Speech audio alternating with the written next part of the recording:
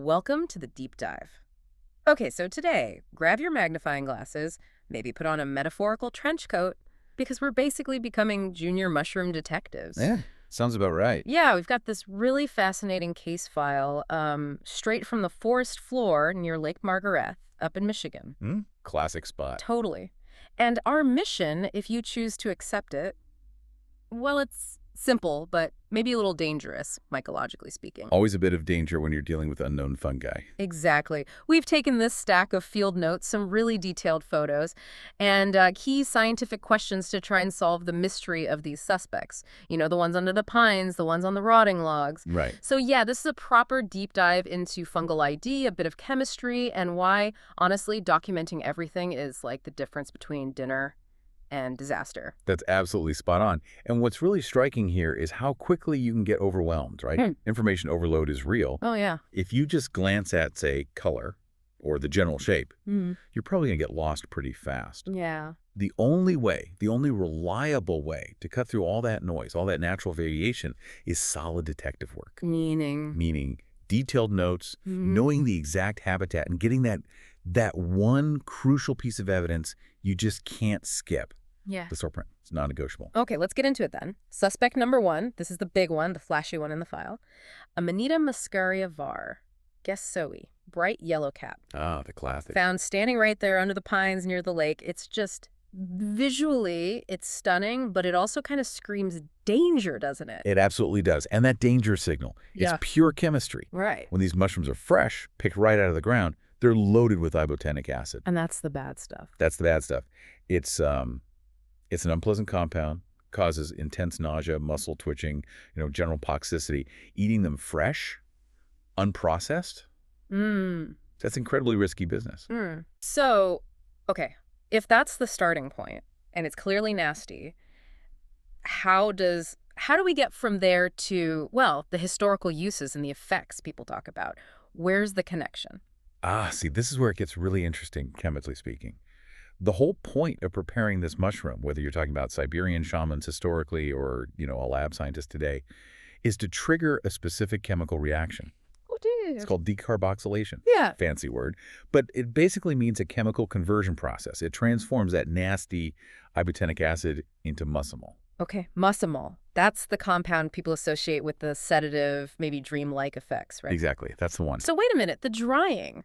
It wasn't just for preserving the mushroom, it was actually kicking off that chemical chain? That's precisely what the historical evidence suggests. When you read about shamans drying them, maybe strung up on pine branches or near a fire, they were, probably without realizing the exact chemistry, acting as like organic chemists. Yeah. They were triggering that conversion. But, and this is a huge but, for anyone listening connecting this to safety today, the risk is still massive because the potency, the amount of these compounds is incredibly variable. Meaning an under-dried mushroom or one that wasn't heated correctly still has a lot of that ibotenic acid kicking around. So the outcome, it's unpredictable. It's inherently reckless for anyone just casually experimenting. Which makes getting the visual ID absolutely critical. So if you, the listener, are out there and you see this yellow-capped beauty, what are the key clues? What did our sources say confirms it's really Amanita? Okay, the identification dossier is strict on this. First, you absolutely need a white spore print. That immediately rules out a whole bunch of other things. Right, step one. Second, yes, the cap. That recognizable yellow, maybe orangey color with those distinct white or yellowish warts scattered on top. And crucially, look at the edge of the cap. It should have a striate margin. Hold on, striate margin. Can we quickly define that? Sure. It just means there are fine lines, almost like little grooves, running along the very edge, the perimeter of the cap. It's a common Amanita trait. Got it. Okay, so white print, warty yellow cap, striate margin. What else? Third, the gills underneath. They should be white and usually free from the stem, meaning they don't quite attach. But the absolute clincher, the thing you cannot miss. Base. The base. You have to carefully dig up the entire mushroom, the whole thing. You're looking for that bulbous swelling at the bottom and any remnants of the vulval material. So the vulva, that's like the leftover bits of the universal veil, the sac it grew out of. Exactly. If you don't see that bulb in the vulva, or if you snap it off at ground level, you haven't confirmed it's an Amanita. It's non-negotiable for a safe ID. Okay. Case file on the Amanita is detailed. Now, let's shift scenes completely. We're moving to a different kind of crime scene, almost. a single rotting stump. Ah, the stump ecosystem. Always fascinating. Yeah, the notes described it as basically a bustling fungal apartment complex. Multiple species all crammed together, fighting for space and resources. Textbook example of fungal succession, really. And before we dig into who was living on this stump, just a quick reminder, if you're enjoying this mycological deep dive, please do hit that like button, subscribe so you don't miss our next investigation. And check out the affiliate links in the description. If you got an idea for a natural history mystery you want us to tackle, definitely drop it in the comments. Okay, so this stump, we had, according to the notes, two main brown-capped suspects that at first glance can look pretty similar. Right. You've got the armillaria group, people often call those honey fungus, and then you've got the gymnopolis group known as rust gills. Okay, brown caps on wood. How do we tell these two apart based on the evidence file? It comes down to their fingerprints, essentially. The spore print. Armillaria typically has a white spore print. Okay. And it often, though not always, has a distinct ring on the stem. Sometimes that ring is kind of flimsy, what we call fugitive. It can disappear as the mushroom ages. Some armillaria are considered edible, but only conditionally after really long, thorough cooking. Right, I've heard about that. Need to boil them well. And the other one, gymnopolis. Gymnopolis defines itself with that rusty orange-brown spore print. Big difference. Huge difference. White versus rusty orange. Exactly. And they grow right on the wood, often in clusters. Now, some gymnopolis species are known to contain psychoactive compounds, but many are also just intensely bitter tasting. The spore color, though, that's the key separator here. Got it. And then, amidst all this brown cap action, there was this other character noted the friendly witness, they called it. Hericium erinaceus, lion's mane. Ah, yes. Completely different look. Totally. Like a white, shaggy pom-pom. Right, Oh, yeah. nothing like the others. Yeah, it's super distinctive. Instead of gills or pores like most mushrooms, it has these cascading spines or teeth, like a frozen waterfall sometimes. So what does its presence tell us about what's happening inside that stump? It gives us insight into that succession map idea. Different fungi carve out different niches. The armillaria or gymnopolis might be working on the outer layers of the wood, the bark, the cambium, while Hericium usually colonizes the deeper, more well-rotted hardwood inside. It shows this fierce competition, this partitioning of resources happening within just one piece of decaying wood. That is fascinating. Okay, let's pivot again. Let's talk color and how misleading it can be. The file mentions finding a red-capped trickster, a restless species, a brittle gill. Right, brightly colored. Yeah, looks cheerful, almost, which in mycology often seems like a warning sign, paradoxically. It definitely demands caution, Well, rustle identification. Well, there are some key traits. Yes, the often bright cap color, reds, purples, greens, yellows. Then underneath, typically white, crowded gills. okay. And the stem and the cap flesh itself are famously brittle. They snap cleanly, almost like a piece of chalk. Why is that? Why so brittle? It's structural. Unlike most mushrooms with fibrous interwoven cells, restless species have these large spherical cells called spherocysts mixed in. It makes the whole structure prone to shattering easily. Interesting.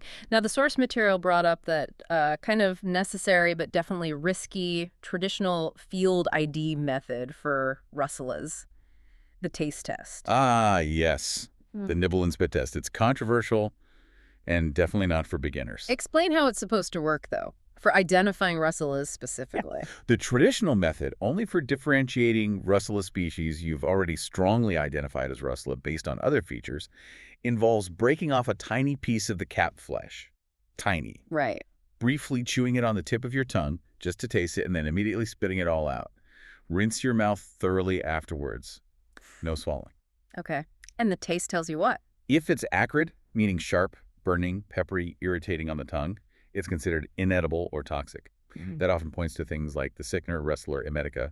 If the taste is mild, maybe nutty or just mushroomy, it might be one of the potentially edible species. Might be. Might be. But even that potentially dangerous taste test is just one piece of data. You still need thorough documentation and ideally expert confirmation before even thinking about edibility. A risky shortcut, frankly. Yeah, sounds like it. Okay, and speaking of difficulty and extreme risk, we have to talk about the LBMs. Ah, the little brown mushrooms. These are the ones that really scare people, right? The ones we should be most cautious about. Absolutely. LBMs, they represent probably the hardest group to identify accurately. They're numerous, they often look alike, and they contain some of the most dangerously poisonous species out there. Why are they so terrifying? Well, partly because they often lack those really obvious flashy features of, say, an Amanita or even a colorful russula. They're just brown Yeah. and smallish. And they can be exceptionally difficult to key out to the exact species level. And the danger is amatoxins. That's the big one. Many deadly LBMs contain amatoxins, the same type of liver-destroying poisons found in death caps. So what's the specific risk scenario when you find a patch of nondescript brown mushrooms? The risk is deadly confusion. Mistaking one little brown mushroom for another. Think about the genus Cortinarius, the webcaps. Huge group, many are seriously toxic, can cause kidney failure days or weeks later. They have a rusty spore print. Like gymnopolis. Exactly like gymnopolis. See the problem? They often look pretty nondescript growing on the ground. Yeah.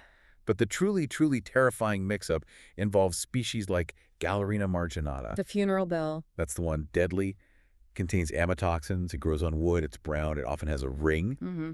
And it could look dangerously similar to harmless wood-rotting LBMs, or even be confused by foragers with certain psychoactive psilocybe species that sometimes grow in similar habitats. The difference between a safe mushroom and a deadly Gallerina can be millimeters in cap size, slight differences in gill attachment, the presence or absence of a faint ring or certain microscopic features. It's that fine line. Which brings us right back to the importance of methodology, doesn't it? Absolutely. Strict, meticulous documentation is life or death with LBMs. So, looking across all these cases, the flashy Amanita, the sump dwellers, the tricky russula, the deadly LBMs, what was the single most critical piece of evidence highlighted in our source files? The real clincher. It always comes back to the spore print. Always. It's the mushroom's fingerprint. Exactly. It's the ultimate key for narrowing down the suspects. We saw it play out perfectly in these examples, right? Getting a white print kept us thinking about Amanita or Armillaria. Yeah. Getting that rusty orange-brown print. That immediately pointed us towards Gymnopolis or the potentially dangerous Cortinarius or even Gallerina. You simply cannot rely on cap color or overall shape alone. The spore print, the base structure, the ring, the gill attachment, those are the true differentiators. Okay, so let's wrap up this whole investigation by giving the listener the practical takeaway, the absolute must-do protocols for any budding mushroom detective straight from the source material. Why is this prep so critical? The safety checklist is straightforward but vital, because you might be handling potent toxins without realizing it. Rule number 1, safety first. Obvious, maybe, but critical. Meaning don't taste anything. Do not taste or nibble anything you haven't positively identified with 100% certainty, especially LBMs, and wash your hands thoroughly after handling any wild mushrooms, period. Okay. Rule 2 was documentation, right? Why the strictness there? Rule 2, complete documentation. It's your evidence trail. You need good photos, not just the top of the cap. You need the side profile showing the gills and stem. And crucially, you need a clear photo of the entire base. Digging it up carefully again? Digging it up carefully, Yeah. including that vulva or bulb, if it's present. And use something for scale in the photo, a coin, a ruler, anything standard. If you don't photograph the base, you miss the key evidence for ruling out deadly Amanitas. It's that simple. Got it. And if you need to take a sample home for ID, rule 3, storage. Rule 3, correct storage. Never use a plastic bag, never. Why not? Traps moisture. The mushroom gets slimy, starts to rot, encourages mold growth within hours, ruins the specimen for ID. Always use a paper bag or even wax paper. It lets the mushroom breathe. Okay, paper bag. And label it. Label it clearly, where you found it, the date, and write "do not eat" in big letters, just in case. If you need to ID it later, you can usually refrigerate a fresh specimen in a paper bag for maybe 24, 48 hours max.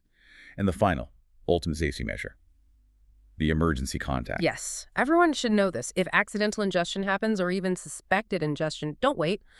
Call U.S. Poison Control immediately. The number is 1-800-222-1222. Memorize it. Have it handy. Absolutely. And try to keep a sample of the mushroom, or at least those photos you took, ready for the experts. Fast, accurate identification is absolutely key for effective treatment. Couldn't agree more. Okay, that's the essential detective protocol. So boiling it all down, what are the core lessons we learned from this Michigan mushroom case file? What should you, the listener, really take away? Well, for me, a big one is variability. Just how much the potency, especially with something chemically complex like that Amanita, can change based on like its age, where it grew, how it was handled or prepared. And also that huge difference between identification and consumption. ID is, it's a scientific puzzle. Wow. Consumption without absolute expert level certainty, that's playing Russian roulette. Well said. And I'd add, reinforcing what we've been saying. Hmm. True knowledge here comes from meticulous documentation. Yeah. You have to approach it humbly, like a detective. Yeah. Cab color might give you a hint, a suggestion, Yeah. but the spore print, the vulva, the gill details, that's the hard evidence. That's the law, mycologically speaking. So we started this deep dive maybe looking for simple answers, edible, poisonous, black and white. But what we found, I think, is much more profound. These fungi, the really fascinating ones like the Amanita, this little chemical factory, or that stump, that miniature warring ecosystem, they demand respect. They demand careful investigation. You really do. Complex little worlds. Exactly. So what stands out to you from this investigation? What other hidden natural histories, these little mysteries underfoot, are just waiting for us to uncover in the next deep dive? Keep that inner detective sharp, keep exploring, and we'll catch you next time.